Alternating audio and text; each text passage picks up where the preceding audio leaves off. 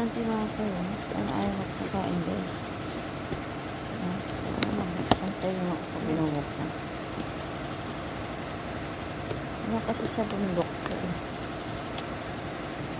Ganun lang pala. Special. Special ang box niya. Tapos ito naman yung box. Oh, diba?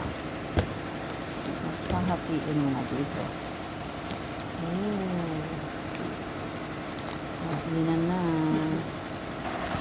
Aming alam eh. Ang hirap ng sosyalin.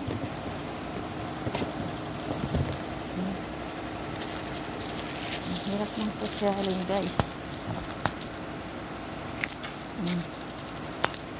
Iwa-hiwain na natin ang atin.